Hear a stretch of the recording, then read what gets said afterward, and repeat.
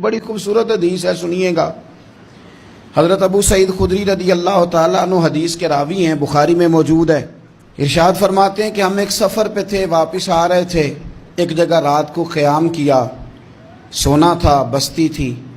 بستی کے لوگوں نے نہ کھانا پوچھا نہ پانی پوچھا، کوئی ضیافت نہیں کی۔ آدھی رات کا وقت آیا تو ایک بندہ دوڑا دوڑا آیا، کہنے لگا ہمارے سردار کو بچھو نے کاٹ لیا ہے، تم میں سے کوئی بندہ دم درود کر لیتا ہے؟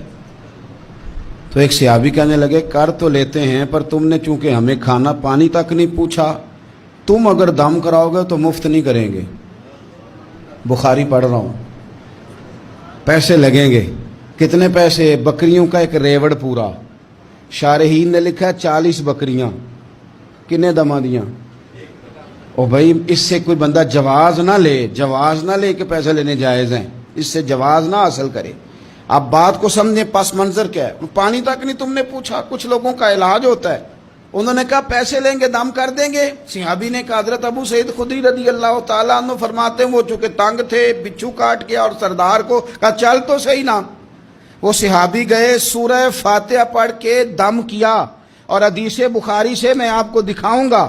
لوگ کہتے ہیں دم کدھر سے آ گیا؟ بخاری پڑھ رہا ہوں، صحیح بخاری۔ شفا تو اللہ نے دینی ہے نا، رب کریم نے شفا دے دی۔ بکریاں لے لیں، آ گئے جہاں آرام کر رہے تھے اس جگہ۔ صحابہ میں اختلاف ہو گیا، کچھ کہنے لگے بکریاں لینی چاہیے تھی، کچھ کہنے لگے نہیں لینی چاہیے تھی۔ حضرت ابو سعید خدری رضی اللہ تعالیٰ عنہ فرماتے ہیں پھر ہم نے فیصلہ کیا چپ کر کے سو جاؤ، صبح حضور کی بارگاہ میں جائیں گے۔ اگر کریم نے کہا لینی چاہیے تھی پھر تو موج بن گئی، اور اگر کہا نہیں لینی چاہیے تھی تو بکریاں ہانک کے واپس کر جائیں گے۔ مسئلہ کیا ہے؟ کہتے ہیں صبح گئے حضور کی بارگاہ میں، جا کے مسئلہ عرض کیا، یا رسول اللہ انہوں نے بھی پانی کوئی نہیں پوچھا تھا، ہم نے بھی کہا دم کریں گے تو پیسے لیں گے، تو ہم نے یہ بکریاں لی ہیں۔ شارحین لکھتے ہیں 40 تھی شاید۔ تو یا رسول اللہ اب کیا کریں؟ حضور مسکرانے لگے، حضور مسکرانے لگے۔